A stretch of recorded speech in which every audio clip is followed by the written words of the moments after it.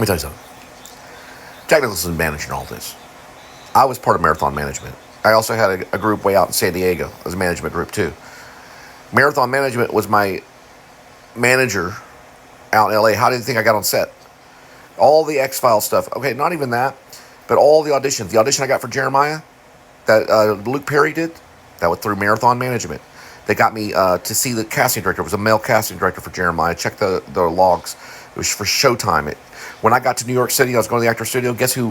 When I got out and I got out to Times Square, guess whose face was on the wall, or whose face was on the buildings in Times Square? Luke Perry. Luke Perry's for Jeremiah. It was Showtime. I was up for playing in Jeremiah. Had the script and everything. When I was reading for the script for Jeremiah, there was helicopters flying around Long Beach looking for people in the aqueducts, probably for gang members. Yeah, there were gang members out there. There were Crips, but I would run along the aqueducts. That's why I'm partial to Snoop Dogg. Doggy Dog in the house.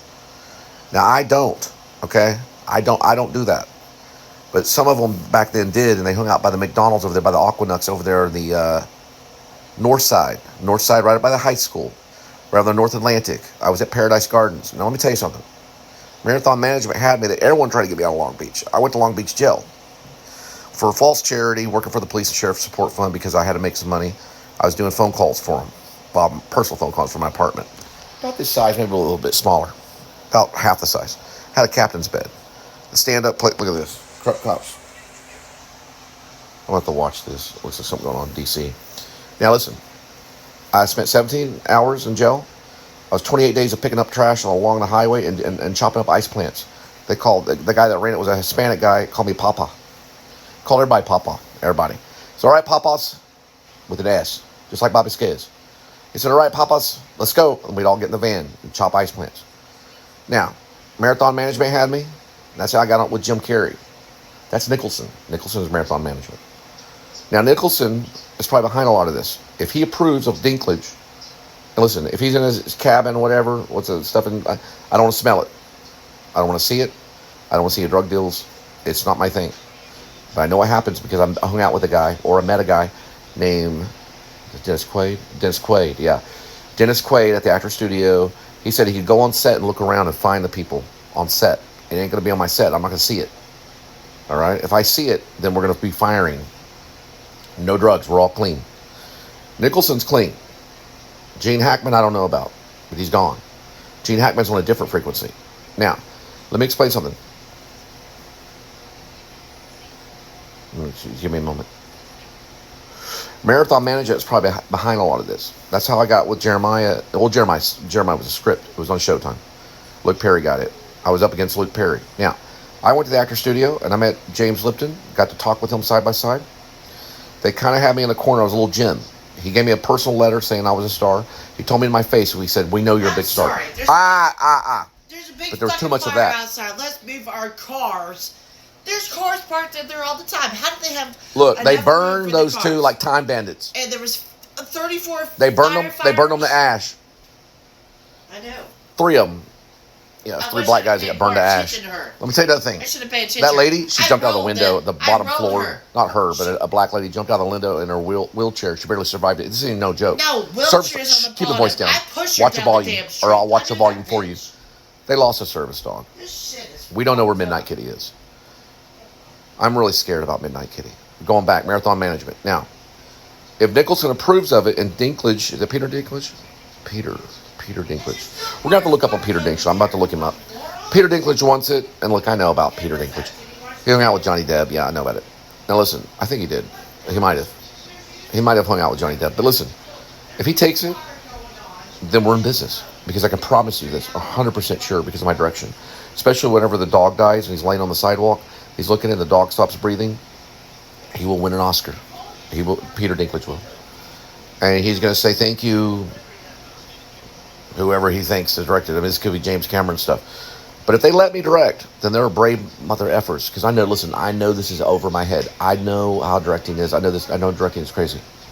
I'm going to take it one step at a time. We'll go really slow. If it takes us 4 years, or 3 years, let's say 3 years, to finish up Shepherds of Alaska, which is a part of a book that's a novel. Okay, the novel is known as Rib. The book in Rib is Or Dog Night Out, in parentheses. dash Shepherds of Alaska, which is a part in, it's a book, it's a book part within the novel. If we're allowed to do Shepherds of Alaska, because I'm going to write the whole thing over probably the rest of my life, it's going to be a series.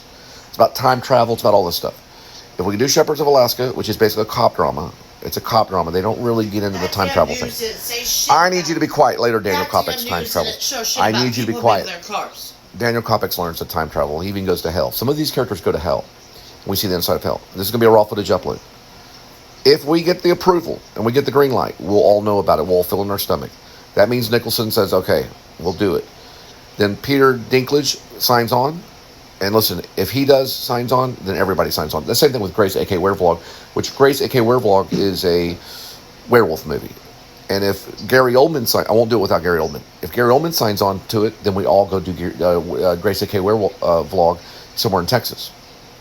It's also known as Texas Werewolf. I already told some cinematographers that came out of, I think, California at the airport. DHD cinematography or something like that. They know about it already. They got my email. Now, if they say yes on the werewolf, we can do the werewolf for practice, or we can do the werewolf later. My first film is going to be for practice. So this will be like cop drama first film. What's harder to do? Now, I've done I got 3 of them. Once in a Lifetime is a feature that's on my channel. I recently released another second feature. Now, I'm just talking about features. A second feature was the Linda and Cole Band Journey. I almost did another feature called The Projectionist, but our actress, Natalie Jones, bailed, so we couldn't find anyone to play one of the main characters. So we just did screenings of it. We just did short little films and stuff of it. We did little segments of it, little tiny things. I'm not going to attempt these movies without a green light. I'm not going to attempt Shepherds of Alaska on my own. I couldn't do it. The other one, which is Grace, a.k.a. Werevlog, I'm not going to attempt to do that without the green light. There's other films that we can do until we're ready. And when we get the green light, then we'll move forward. Now, am I going to shoot it in Alaska? That's a must. Just like having Gary Oldman on Grace, a.k.a. Werevlog, the horror film, is a must. If we don't get to shoot it in Alaska, then I don't want to do it. Grace, a.k.a. Werevlog, we have to have Gary Oldman. Okay? Or I don't want to do it. If they go, listen, we got a green light. But Jim Carrey is going to... No. Jim Carrey only plays Tim Barry. That's why it was written. There's certain obligations that have to go through. That means Gary Oldman has to play Gerald Oldman III. It was written for him.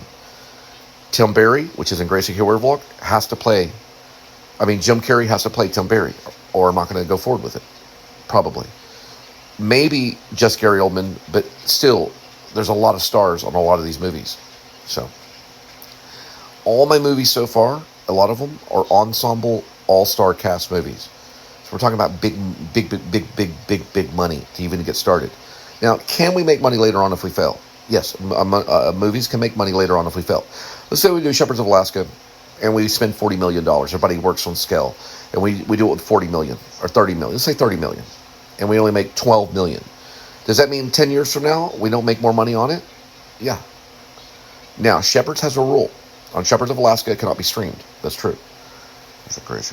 No. Shepherds of Alaska cannot be streamed. It can only be played in the big movie houses. So if people want to see it, then they better get to the movie houses and see it. Grace, a.k.a. Werevlog is more of a horror film. We'll talk about that. We'll sell that one probably on Walmart. I got to go.